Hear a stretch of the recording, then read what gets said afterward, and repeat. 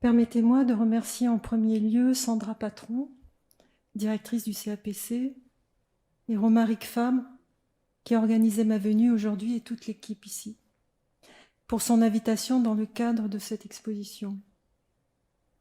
Nous sommes en pleine pandémie et les musées sont fermés car la culture a été déclarée non essentielle par le gouvernement. Le geste juste aurait été d'apporter des solutions pour continuer à se nourrir de l'art plutôt que de déclarer le commerce comme seule activité essentielle. Quel programme! Car nous avons besoin d'art pour nous comprendre, pour penser le monde, rêver et se révolter, vivre tout simplement. Depuis le début de cette pandémie, le CAPC a fermé 6 mois, c'est-à-dire environ 180 jours. Comme le CAPC continue de travailler, on aurait pu imaginer que 2 visiteurs par jour, 2 visiteurs par jour, puissent y être accueillis sans risque, ce qui fait 18 personnes par jour. Sur 180 jours, ça fait à peu près 2000 personnes. Vous me direz que ce n'est rien, mais pour ces visiteurs, cela aurait été le luxe absolu. Visiter un musée, seul à seul, avec les œuvres, face aux questions qu'elles nous posent, dans la puissance de leur présence. La place du roi, en somme, pour le commun des mortels. Pour une artiste comme moi qui travaille avec la présence des corps, ma mécanisation aujourd'hui en corps-écran est une souffrance. Mais travaillant moi-même avec des protocoles contraignants qui permettent parfois de déclencher des gestes émancipateurs, je vais m'y plier. Et craignant que le silence d'une salle vide ne m'entraîne vers de longues digressions, je lirai ce texte. Je le dédie à une personne que je n'ai jamais rencontrée, qui habite dans cette ville de Bordeaux et dont les livres sont comme des amis. Je parle de la philosophe Barbara Stiegler. J'ai choisi de vous montrer 6 extraits d'œuvres vidéo et une œuvre qui fut un geste artistique. Toutes parlent de mon travail depuis les années 80, c'est-à-dire mon obsession à creuser les identités, je vais vous répéter, les genres, les dominations, les déterminismes, et surtout à affronter ma propre mémoire. En 1991, suite à une querelle sur la modernité, je décide de ne plus rien construire et d'utiliser un matériau humain qui m'oblige à une éthique de l'esthétique. L'art est un puissant outil pour ceux qui se préoccupent d'altérité, et la vidéo est le médium de la rencontre. Grâce à elle, je m'essaye depuis des années à une poétique de la relation, au sens où le philosophe Édouard Glissant l'entendait, c'est-à-dire une haute distribution des mots et des rôles dans le monde qui m'entoure. Ma pratique artistique est du côté de l'engagement poétique et mes œuvres sont affectées par le monde. Je vais commencer par Alamo, l'une des 3 œuvres que j'ai tournées au Texas en 2014 pour une exposition intitulée Color of Confusion. Je suis invitée par le curateur David Rubin à travailler avec des communautés latino. Lors de mon 2e séjour à San Antonio, je visite ce qu'il reste de Fort Alamo, symbole de la révolution texane, avec Ramon Vázquez y Sánchez, le dernier chef indien de la tribu des Oteca-Paguam. Pendant le récit de la bataille, raconté par un guide blanc, il n'arrête pas de chuchoter dans mon dos des « ce n'est pas vrai, ce n'est pas vrai ». À la sortie, il est très énervé. Il me dit « ça c'est la version anglo, moi je suis un Indien, j'ai une autre version ». À la librairie du musée, il n'existe effectivement aucune autre version de cet événement tragique devenu le mythe fondateur des États-Unis. Cela me donne l'idée de tourner 4 versions différentes.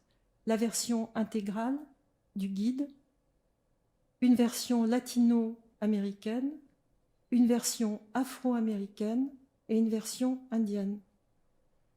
Je n'utilise pas de version écrite par des historiens, mais des histoires qui hantent et structurent la mémoire collective des communautés de San Antonio. C'est assez long, donc je vous ferai écouter les 2 premières interventions qui sont le guide et la femme latino.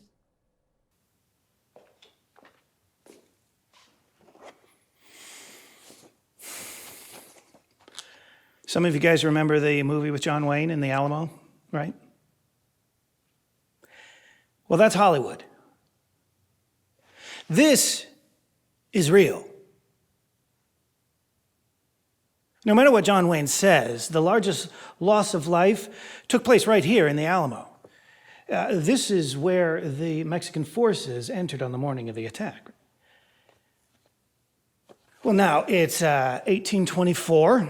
Mexico has just gained independence from Spain, and they have created a new constitution based loosely on some of the rights that we enjoy in the States today. Now, if you were here, you'd be in Mexico. Now, they'd give you the right to vote, the right to select your career field, raise a family. They gave you the right to purchase land. If you were here, you could purchase land for 10.5 cents an acre, and you could purchase on credit. In Louisiana, you could pay 10 times that amount in cash. So the whole world came to San Antonio from Asia, the Philippines, Canary Islands, Spain, Germany, France, England, Ireland, Scotland, Denmark, Wales, and even the United States. One of the guys who came from the United States was Jim Bowie. And Jim Bowie came here and he took a local bride. He had a beautiful home of 100 acres of land. And he has his big knife. Yeah, life is good for Jim Bowie. But then, the Mexican general Santa Anna comes to power. Now, he sees himself as the Napoleon of the West and a military dictator.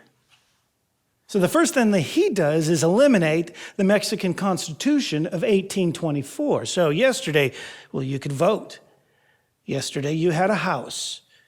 Yesterday, you had 1 million acres, and all that is gone, Mr. Bowie.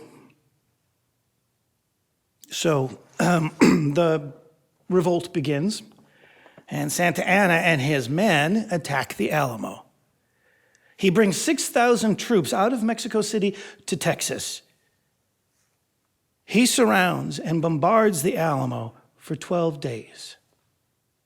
Now, the entire defense force of Texas is 800 men spread throughout the territory, and no one comes to assist the 200 to 220 men under siege inside these walls. So what's out there? You have about 3,000 Mexican troops. And Santa Anna brings reinforcements every single day. There will be no Christmas. Who's inside the Alamo? You are. You, and you. In fact, anyone who is listening to me today, no matter what your job is. I mean, if you're a doctor, if you're a lawyer, if you are a blacksmith, a bartender, whatever your job is, you are inside here as an everyday hero.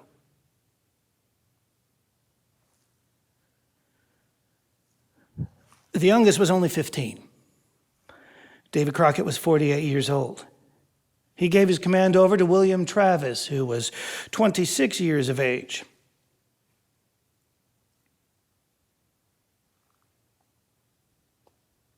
They all died. So,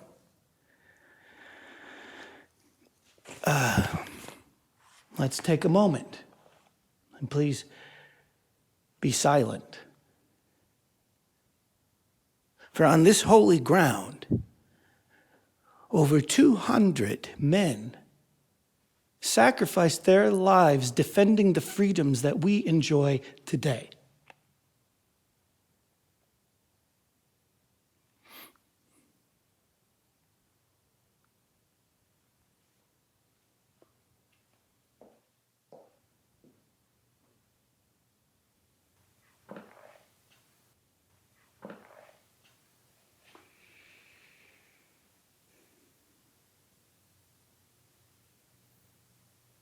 Today, the Alamo has been transformed into a shrine that legitimates the dominance of Anglo-Americans in the class structure in Texas. The present-day Alamo narrative projects Mexicans and Mexican Americans as inferior and socially disfigured, and has transformed it into a public icon that represents Texans and at the same time Anglo-Americans as morally, politically, and socially superior. As Tejanos, the first European mestizo settlers of Texas and builders of the Alamo, we do not feel welcome at the Alamo today because the narrative at the mission has been spun into one of Anglo predominance. Every year, the all-white, all-male members of the Texas Cavaliers have a private meeting inside the Alamo at the beginning of San Antonio's celebration called Fiesta. This private meeting ends with King Antonio coming out and declaring, "Now San Antonio can fiesta."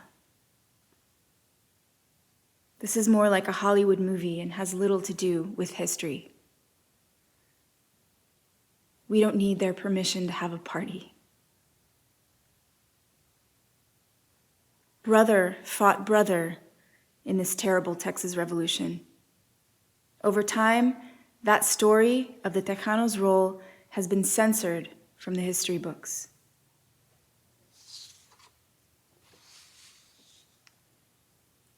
After a century of looking after the Alamo, the Daughters of the Republic, a predominantly white organization, are no longer in charge of the narrative at the Alamo. We demand that Tejano contributions be given their just due. No special treatment is needed, just the truth, without embellishment. Nelson Mandela's Truth and Reconciliation Commission in South Africa stated that the healing process could only occur when there was no retribution for the white defenders of apartheid. However, the truth of the atrocities committed under their system had to be recognized and admitted. These same atrocities were committed against Tejanos, Mexican Americans, African Americans, and Native Americans soon after the independence of Texas from Mexico. It's time that the Alamo narrative be changed to include all those embroiled in the conflict, and the shrine itself become a place where people can go to face their convergence of cultures.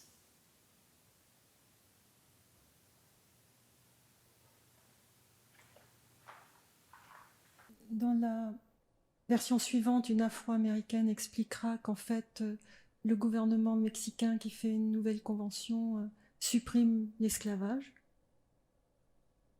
C'est pour ça qu'il y a la révolution texane qui ne veut pas supprimer, les Texans ne veulent pas supprimer l'esclavage. Et dans la dernière version, le chef indien explique qu'en fait, lui, il est colonisé depuis le début. À la fois par les Américains, par les Latinos et par les Afro-Américains. Comme quoi la situation est extrêmement complexe. Mais c'est quand même le deuxième site le plus visité des États-Unis concernant le récit national américain. Je passe à une autre œuvre qui est plus ancienne, qui date de 2008. L'œuvre suivante nous entraîne en Australie, date donc de 2008. What is Missing est une vidéo sur le manque. En 2007, je suis invitée par le Musée d'art contemporain de Sydney, le MCA, qui lance un projet expérimental, C3 West. Ils mettent en rapport des artistes et des entreprises intéressées à produire d'autres schémas de vie. Je choisis l'équipe de rugby, les Panthers, dans la ville de Penrith, au pied des montagnes bleues, dans le Western Sydney, une banlieue proche du 9-3 en France. L'histoire des Panthers me passionne tout de suite. Créée au lendemain de la Première Guerre mondiale, cette équipe, souvent championne d'Australie, est l'une des seules au monde à fonctionner avec un programme politique. C'est-à-dire, depuis 1919, le club partage ses ressources, partage une partie importante de ses revenus avec les habitants à travers la santé, l'éducation et la culture. Je leur propose alors de retravailler leur utopie, rendue fragile par les pressions constantes des privatisations. Ce projet va se développer sur 5 années, pour lesquelles nous recevrons avec le collectif Campement Urbain la médaille d'or d'urbanisme pour avoir redessiné le plan urbain de la ville à partir de la parole des habitants. Je commence ce long partenariat en tournant une Living Pictures. Cette longue série de vidéos que j'entame en 1991 comporte des règles strictes de tournage. Travailler avec des volontaires en studio, ne pas me mettre derrière la caméra, mais laisser un vide dans lequel le participant peut imaginer la personne de son choix. Ne jamais poser de questions personnelles, offrir à chaque participant son rush, sélectionné et signé, qui reste dans la version finale. Les Living Pictures sont un échange. L'annonce est la suivante. L'artiste Sylvie Blocher cherche des personnes pour tourner une vidéo sur le manque qui sera exposée au MCA de Sydney. Dans les Living Pictures, les questions qui me servent d'outils sont difficiles, mais m'aident à déverrouiller le contrôle que les participants ont sur eux-mêmes. Alors quelque chose s'extrait d'eux qu'ils ne reconnaissent pas. Dans ce tournage, quand le moment du lâcher-prise arrivait, je prenais leur place devant la caméra, eux à côté de moi, et je redisais ce qu'ils venaient de laisser échapper, enregistrant leurs réactions. À la fin, je collais les 2 séquences ensemble.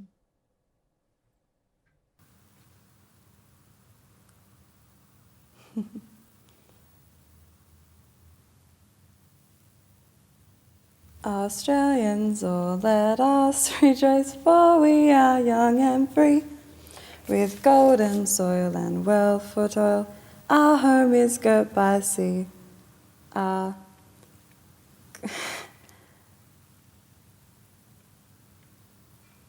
don't know the rest of the words. That's probably what's missing in it then, in our national anthem, is that I don't know the words. I think what's missing in the national anthem is anything typically Australian. Maybe it was written too early. That's all I have to say on that issue.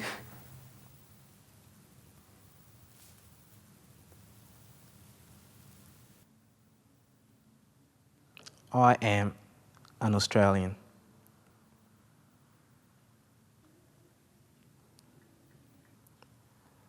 My background is West Africa, originally from Ghana.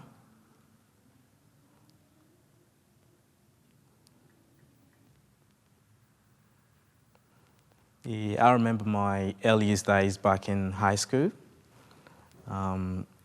Pretty much all the kids in the school were pretty amazed to see me.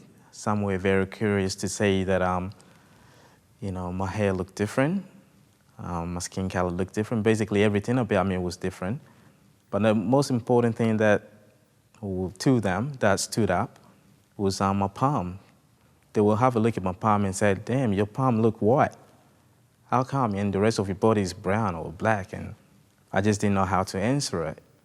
It was annoying because at times the teachers would just sit still and watch the kids throwing all these questions out. And because they wanted to know too, they're curious themselves. So there's not much really I can do. But, I suppose all these things sort of made me the sort of person I am, to be able to focus on the positive stuff and not the negative things or things that will really drive you crazy.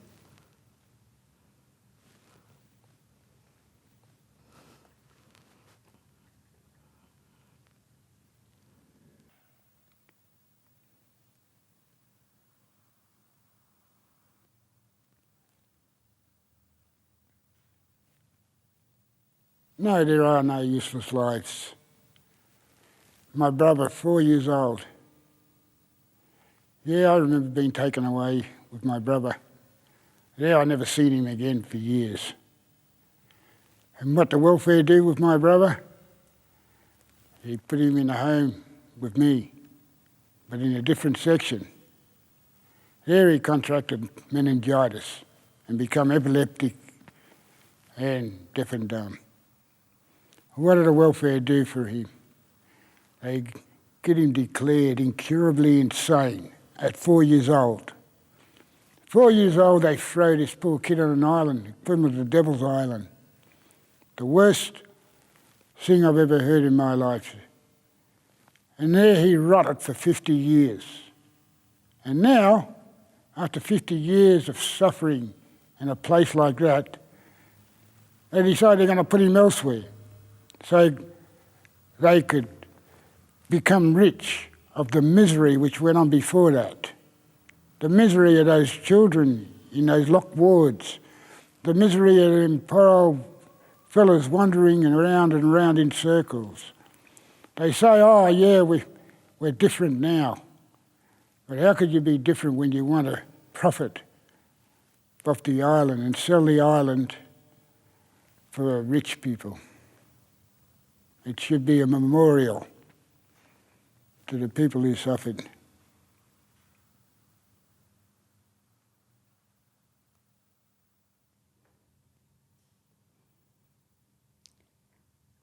I'm married to Jake, who's an Aboriginal. In 1972, Jake and I were in a hotel having a drink in the city, George Street, Sydney, and the police came in and arrested me and took me outside and said, I'm arresting you for prostitution. And I said, why? I was upset, I was crying. I couldn't understand why, you know. The police are arresting me. They're taking me away because I was sitting in a hotel with Aboriginal people. And they just thought that I was a prostitute because I was white and I stood out, you know, so much amongst these people.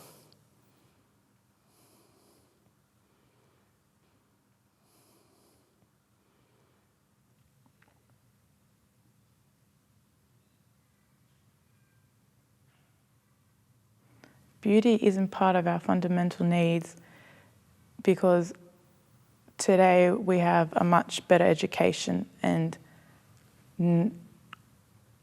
education is what brings people, education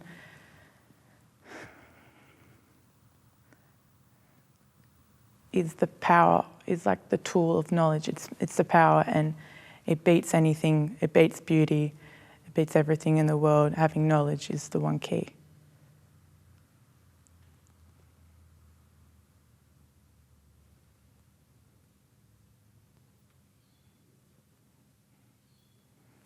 What's missing in Australia is a form of peace.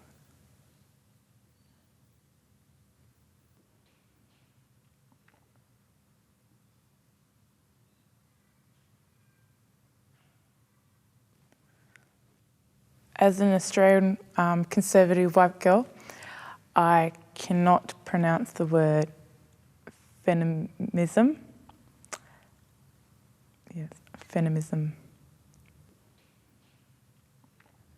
Feminism.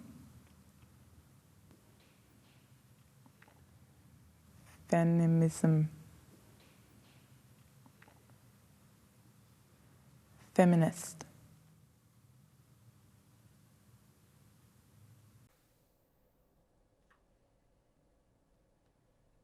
L'œuvre suivante que je vais vous présenter a fait polémique C'est pourquoi je désire aujourd'hui vous en dire quelques mots, vous en donner une autre version peut-être que celle qu'on vous a donnée.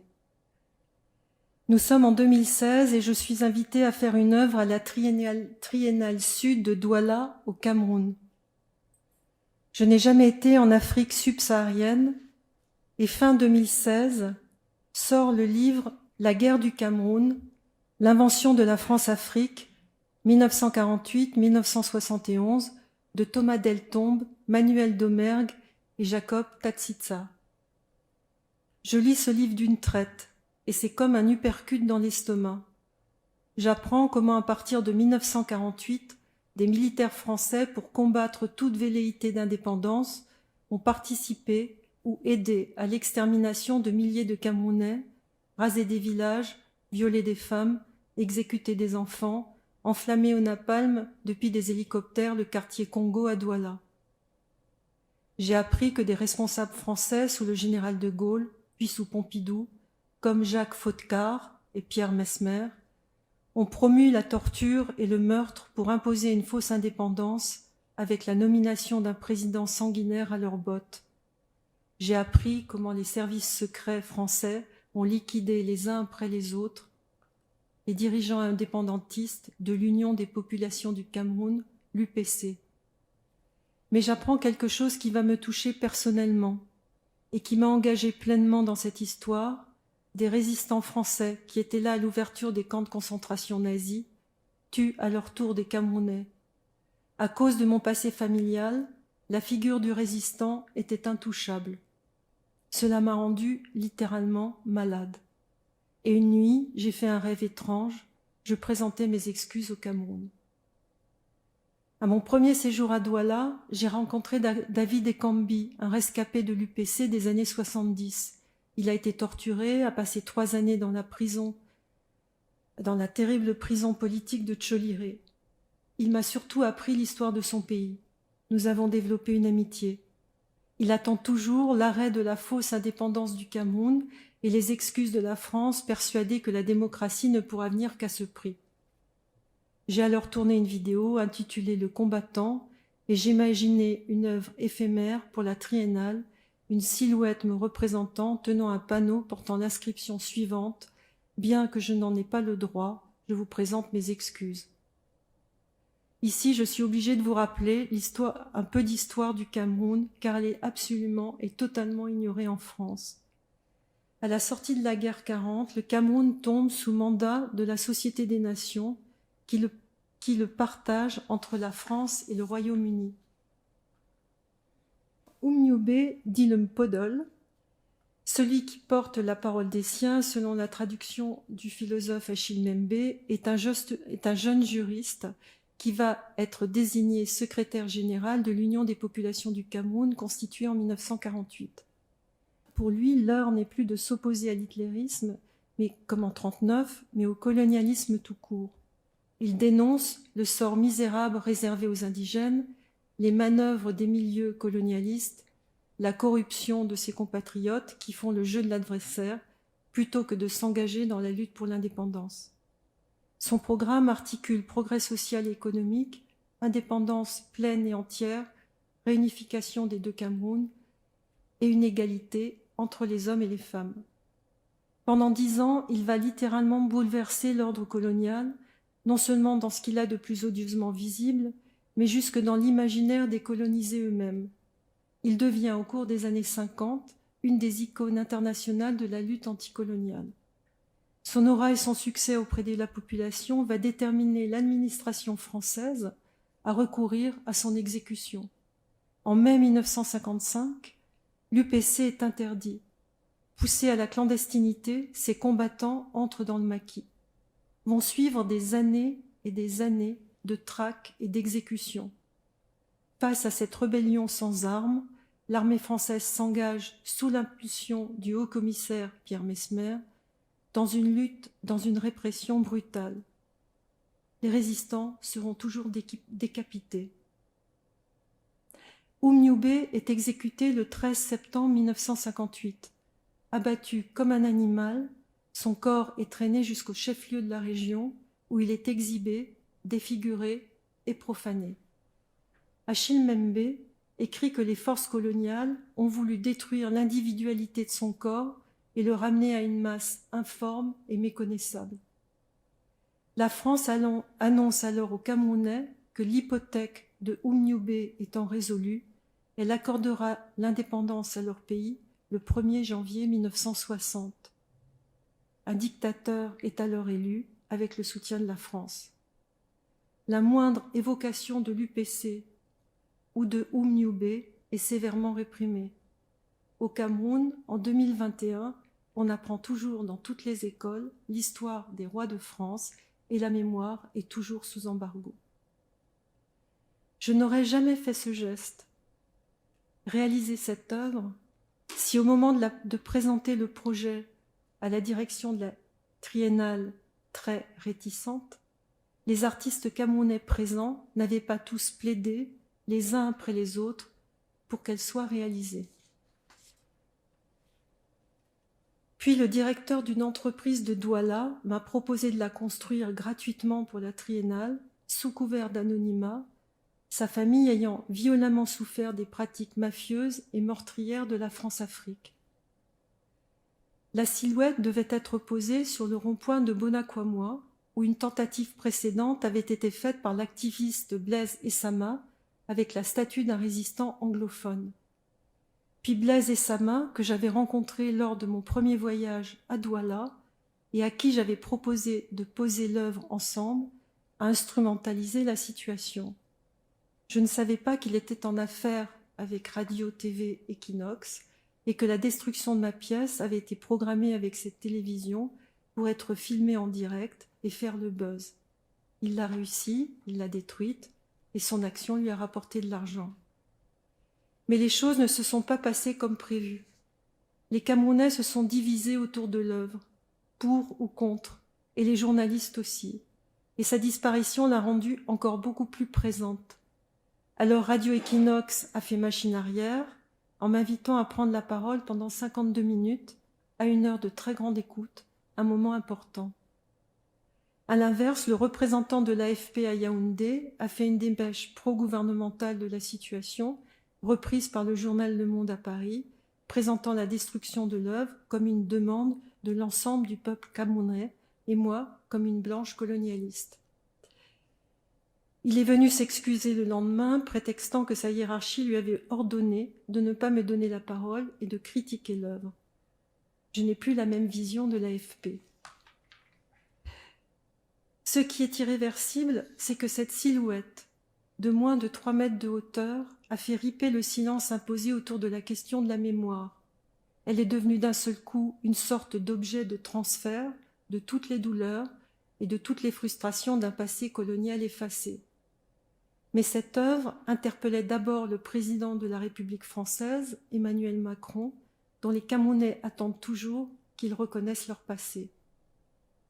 Si aujourd'hui j'ai le désir de vous parler de ce geste, c'est parce qu'il a posé à certaines personnes la question de ma légitimité à entrer dans cette histoire.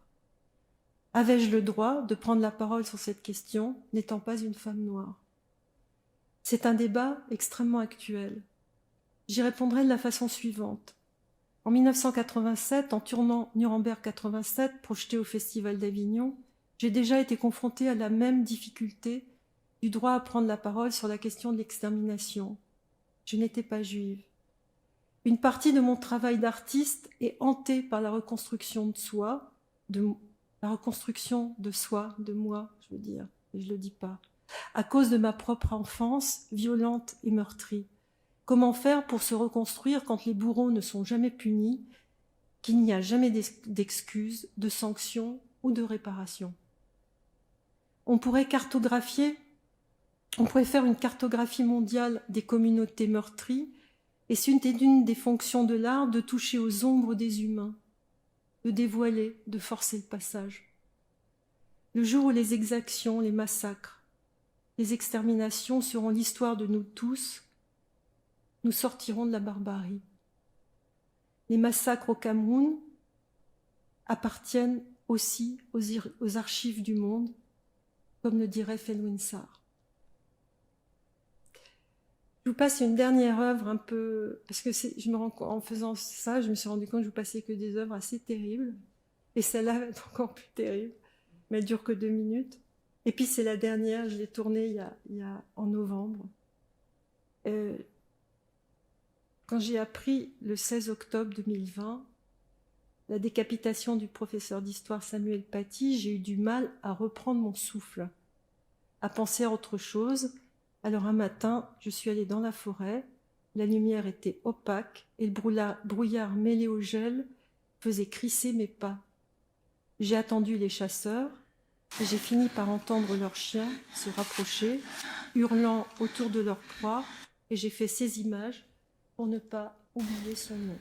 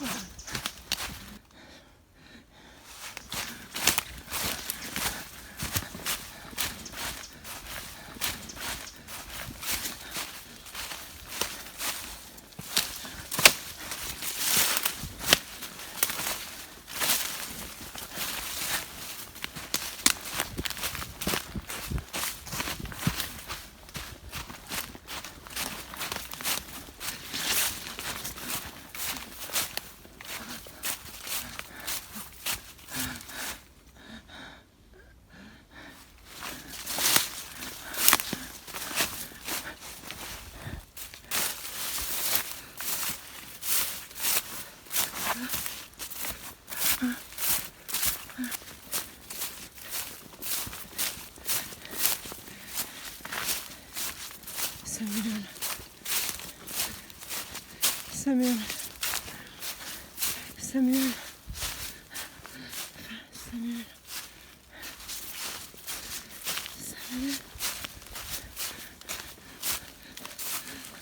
Samuel. Samuel.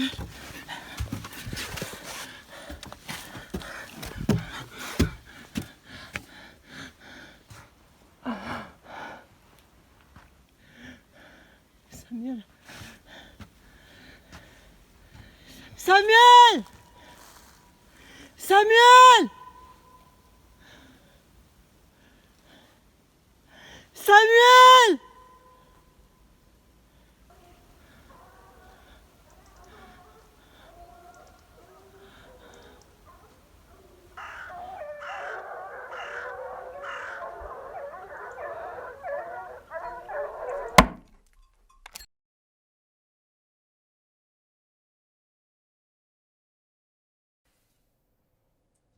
Je vais passer à autre chose. Enfin, je vais passer à des œuvres qui parlent moins de mémoire douloureuse ou de mes propres ombres. Et je vais vous présenter 3 œuvres qui s'essayent plus joyeusement, je dirais, de s'inventer autrement. J'ai commencé par Dreams Have a Language, la première partie. Cette œuvre a été créée pour ma monographie au MUDAM, au Luxembourg, en 2014. Elle comprend 2 parties. Quand Enrico Lunghi, en 2013, le directeur du musée d'art contemporain MUDAM, m'invite à y présenter mes 10 dernières années, il me demande ce que je pourrais faire avec son hall d'entrée. Construit par Pey, l'architecte de la pyramide du Louvre, celui-ci ressemble plus à une entrée de banque qu'à un musée. C'est un énorme volume de 20 mètres de hauteur, et cela me donne l'idée de le transformer en plateau de cinéma live. J'imagine alors le musée comme un lieu provisoire d'expérimentation pour s'inventer autrement grâce à un dispositif permettant un lâcher-prise des corps pour s'ouvrir à d'autres imaginaires. Une annonce vidéo est publiée sur le site du musée et des encarts dans les bus et les journaux me permettent de toucher un public totalement hybride. 100 personnes s'inscrivent en une semaine. Comme à chaque fois, je ne fais pas de casting. Tous ceux et celles qui se présenteront seront dans la version finale du montage. Les conditions de tournage sont les suivantes. Veut dire avec une idée pour changer le monde, qui servira à tourner un film. Pour vous aider, dans ce voyage imaginaire, vous pourrez, à l'aide d'une machine de vol, vous détacher du sol. La machine de vol est placée dans le hall devant un fond de tournage de 16 mètres de hauteur qui reprend les structures des verrières. Une petite serre posée dans l'immense espace vitré sert de lieu d'accueil pour chaque participant. Elle crée un espace protégé du public et permet aux participants d'affronter la grandeur du dispositif avec un sentiment de protection. La machine est faite d'une unité centrale, de 2 filins, d'un harnais comportant 60 points d'attache, permettant à toutes sortes de détachements du sol jusqu'à une hauteur de 15 mètres. Si dans la serre, plus personne n'a eu d'idées nouvelles pour changer le monde, ils voulurent tous essayer la machine de vol et réagir fortement à la perte d'équilibre en quittant le sol. Pendant leur vol, nous étions reliés par le son. Parfois je chantais, parfois je leur parlais, parfois je me taisais. Tout s'inventait au fur et à mesure entre eux et moi. Ma voix devenait le lien dans l'espace intime des corps et l'espace immense du Mudam. Je ne savais jamais ce qui allait se passer. Tenus ainsi par 2 filins, leur corps devenait fragile. Il y avait d'abord le poids du harnais, puis cette impression incroyable de légèreté dans l'envol. C'est dans cet entre-deux que le lâcher-prise a été possible, créant toutes sortes d'affects, ceux dont les corps y trouvaient une forme de plaisir, voire de jouissance, et ceux pour qui le déplacement raviva des moments douloureux de leur vie. Je montais les rushs chaque soir sur place et je les ajoutais au matin sur 4 grands écrans posés dans l'exposition. Au total, 4 séquences de 25 minutes. Il s'agissait de créer avec eux des espaces flottants, des corps en mouvement, des abstractions, des moments d'émotion, sans bande sonore, et de suivre la singularité de leur lâcher-prise. Travailler ainsi avec une équipe de 6 personnes, improviser en continu et sans cadrage préétabli, en ne sachant pas ce que la personne filmée allait faire, tout cela m'a permis de développer les instantanés d'abandon difficilement visibles à l'œil nu. C'est pourquoi j'ai ralenti les séquences à des rythmes différents, suivant le poids et la vitesse des corps. Le montage est devenu l'espace d'une intimité en mouvement. Les 2 caméras vidéo, s'alliant à la machine, non pas comme un instrument de contrôle ou d'assignation, mais comme une aide au mouvement à créer d'autres corps, des corps dans lesquels les participants ne se sont pas reconnus. Si presque la totalité des idées données dans la serre pour changer le monde était inutilisable, tous les participants exposèrent clairement dans la serre leur désarroi de fabriquer un monde qui détruisait la planète. Des thèmes récurrents revenaient sans cesse, leur incrédulité à imaginer des structures politiques ou économiques pouvant apporter des solutions, leur peur des intégrismes religieux, leur peur des attentats, leur peur du chômage, du déclassement social, la peur des autres surtout. Beaucoup disaient qu'il faudrait commencer par se changer soi-même, mais ils ne savaient pas comment. Ils se sentaient souvent seuls, même au sein de leur famille, dans un manque de relation avec les autres, alors qu'ils étaient entourés de biens matériels. Ils ne comprenaient pas pourquoi. Ils parlaient du monde comme d'une machine qui s'emballe et que l'on ne peut plus arrêter. Une seule personne m'a proposé de réapprendre à sourire. Comme ma mère m'avait appris enfant que sourire était le premier geste pour défendre la démocratie, j'ai été touchée. Ces échanges m'ont convaincue de tourner un film de science-fiction et non pas un film sur des idées pour changer le monde. Et j'ai proposé à Enrico Lunghi que le Mudam deviendrait le décor du dernier refuge pour quelques survivants privilégiés. Voici l'histoire. Un groupe d'individus dirigés par un homme autoritaire termine leur vie protégée du monde extérieur devenu synonyme de mort. Pour résister à l'ennui, ils font des exercices de bonheur, pratiquent les non-dits, prennent des médicaments. Mais leur quotidien est brusquement arrêté par la visite inopinée de 3 extraterrestres descendus de la verrière dans le grand hall. Anthropologues d'un autre monde, ils sont venus observer l'état de ce refuge et de ses occupants. Le choc de leur arrivée libère la parole, provoque des témoignages d'horreur. Pendant ce tournage, une jeune femme s'entraîne. Elle veut échapper à cet univers artificiel et concentrationnaire, malgré les menaces de mort qu'elle encourt. Elle veut sortir pour voir ce qui reste de la lumière. Dehors, elle croise un monstre, un jeune albinos, qui lui apprend les gestes élémentaires oubliés, comme sourire, se toucher. Ils attendront ensemble la lumière. Une trentaine de participants vont revenir pour y faire de la figuration. 6 d'entre eux prendront les rôles des témoins et une autre deviendra mon héroïne. 2 acteurs professionnels joueront le rôle du dirigeant du refuge et celui de l'extraterrestre. Le rôle du monstre est tenu par Sean Ross. C'est ma relation de travail avec lui qui m'a donné l'idée de l'introduire dans ce processus fictionnel. Sa jeunesse, son féminin, face à une femme de 35 ans androgyne et sans avenir, me permettait de retourner l'idée conventionnelle du premier couple, c'est-à-dire Adam et Ève, après la catastrophe.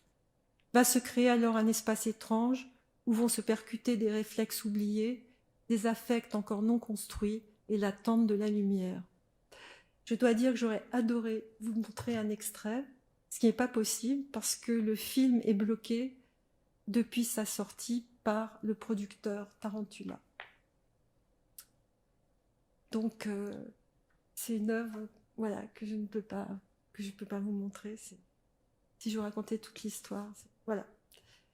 Mais c'est une œuvre que j'ai adoré faire. Et nous avons tourné la nuit dans le musée et le reste à l'extérieur du musée. Je reviens en arrière et là je suis désolée, j'ai appris juste tout à l'heure que vous aviez vu cette pièce dans ce musée, donc je ne le savais pas, donc je vais en parler. Mais comme finalement, de parler aujourd'hui, c'est plutôt de décrire comment se font les œuvres en fait. Il y a toujours une histoire autour de ces œuvres. C'est pas juste. Alors je vais jamais dans un pays avec mon travail. Je tourne sur place et je vis sur place un peu et puis je décide sur place de ce qui doit se passer. Alors nous sommes là en 2010. La ville de Sao Paulo décide de construire un centre d'art, un cinéma et un complexe sportif dans la favela de Tiradentes, qui est la plus grande favela du Brésil, dans la banlieue de Sao Paulo.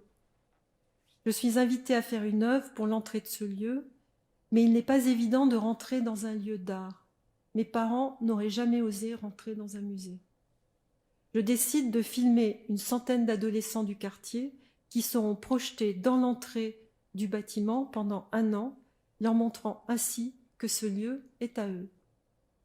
Quand j'arrive pour le tournage, le directeur de la culture de Sao Paulo me demande de le tourner avec des adolescents d'un lycée du centre-ville. Il ne veut plus que je tourne dans la favela. Je vais donc seule à Tiradentes un dimanche après-midi, amenée là par un chauffeur de taxi anxieux, et je tombe dans l'une des 2 écoles de la favela sur un défilé de mode. De très jeunes filles, très maquillées, défilent dans un immense auditorium avec des numéros fixés sur leurs robes moulantes. Une coach n'arrête pas de les engueuler depuis les coulisses et une foule en délire les acclame car la gagnante est désignée à l'applaudimètre. C'est très impressionnant. Je me présente partout, dans les associations, les centres sociaux. C'est finalement dans l'amphithéâtre de l'école Lagoa Azul, grâce à son directeur, que je peux tourner les témoins. 85 adolescents vont participer, suite à mes rencontres, et à un bouche à oreille extrêmement efficace à propos de cette fille française qui est venue filmer.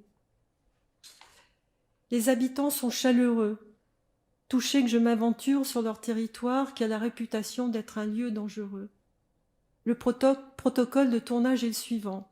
Marcher au ralenti, le regard tourné vers l'objectif de la caméra et imaginez de l'autre côté de la caméra une personne que vous aimez ou que vous détestez.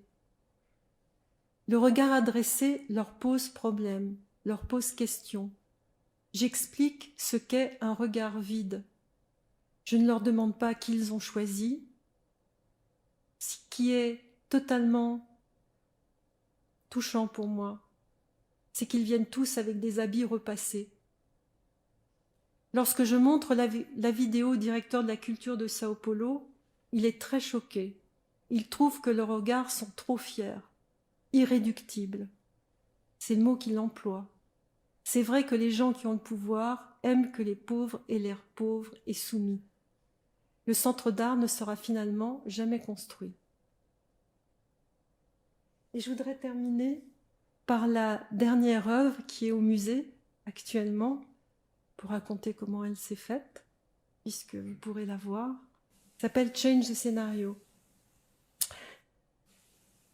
J'ai eu l'idée de cette œuvre dans les années 2000. J'éprouvais alors des difficultés vis-à-vis d'une modernité que je trouvais trop masculine, teintée de réflexes colonialistes, anti-femmes et anti-homo. Je m'étais querellée à ce sujet au musée de Toronto en 91 avec l'artiste Daniel Buren. Moi qui avais passé mon adolescence avec les livres de Faulkner, j'avais d'autres attentes qu'un universalisme autocentré. J'étais basée à Saint-Denis, ville populaire, une vraie tour de Babel. Un jour, en voyant Art Make-up de l'artiste Bruce Nauman, tourné en 68, j'ai eu l'envie d'y ajouter une autre version. Art Make-up est un autoportrait de Bruce Nauman, un jeune homme blanc qui peint son visage en blanc, en rose, en vert et en noir, dans la tradition du formalisme pictural. Je voulais mettre alors à la place de Bruce Nauman un ou une jeune albinos, mais j'attendais le jour où je croiserais la bonne personne. Cette rencontre a eu lieu finalement 15 ans plus tard à Paris. Je tournais la série des speeches pour la Biennale de Liverpool, une suite de très beaux discours promettant le bonheur, mais qui n'avaient pas réussi. J'avais déjà fait chanter le discours de Barack Obama avant son élection à la Biennale de Lyon en 2010, et là j'ajoutais le manifeste du Parti communiste, le discours d'Angela Davis pour Occupy Wall Street à New York, la Convention pour les droits des réfugiés de 1948 et un poème extrait du discours de Glenn Donne du philosophe Édouard Glissant. Pour l'un des discours, le curateur de la Biennale, Lorenzo Fusi, me met en relation avec Sean Ross, un top modèle albinos afro-américain. Ma réticence à travailler avec une personne médiatique se retourna complètement après sa violente agression à son arrivée à Paris. Je l'ai recueilli et ce moment-là a scellé une amitié très forte entre nous. Après le tournage, avec lui, du discours d'Édouard Glissant, il me raconta qu'il était le seul enfant non noir de sa famille. Son père avait vu sa naissance comme l'arrivée du diable et quitté sa mère. Il réglait la dureté de son enfance avec le mannequinat. D'après lui, le seul endroit où l'on supportait les freaks. Marcher avec lui dans la rue m'a fait comprendre à quel point sa particularité génétique perturbait son quotidien. Le rejet ou l'attirance que provoque son physique, sa peau, rejet qui dans certaines parties d'Afrique est ritualisé jusqu'au meurtre, font de lui un corps en rupture. Sean revendique aussi une identité gay. Son corps est un mix d'identités multiples, un corps transformé, un corps fragmenté, un nouveau corps. Je lui ai proposé de peindre son corps en rose, en orange, en blanc et en noir. Il n'a pas désiré voir la pièce de Bruce Nauman, mais nous avons beaucoup discuté avant le tournage. Je ne fais toujours qu'une seule prise pour toutes mes vidéos, car la répétition casse les fragilités et fait trop place aux mécanismes de jeu. Je préfère travailler à partir d'une extrême concentration et d'une certaine précarité avant les tournages. Sean a 20 ans ici. Les couleurs roses et oranges ne lui posent aucun problème. Ça l'amuse. Mais la peinture blanche est difficile à étaler. Pourtant, elle a la même fluidité que les autres couleurs. Quant à la peinture noire qu'il désire tourner en dernier, il la met en scène comme un départ de guerre. Je suis interloquée de voir à quel point son visage peint en blanc convoque des images anthropologiques. Au fur et à mesure que la peinture blanche le recouvre, il devient puissant. À l'inverse, recouvert de peinture noire, son corps apparaît fragile. Je pense à des images de migrants croisés au bord des routes. L'après-tournage déclenche des souvenirs douloureux, mais aussi son bonheur d'avouer qu'il aurait aimé être noir. Les autres couleurs, je ne les ai jamais montrées, pas parce qu'elles ne sont pas réussies, mais parce que la juxtaposition de sa blancheur et de sa noirceur répondait à cet instant précis à des questions sur sa propre place au monde.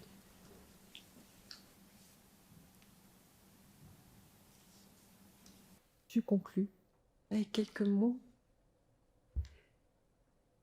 La machine économique néolibérale, débridée socialement, écologiquement et politiquement, modèle nos imaginaires à grands coups de marché publicitaire, créant des apathies et des faux désirs.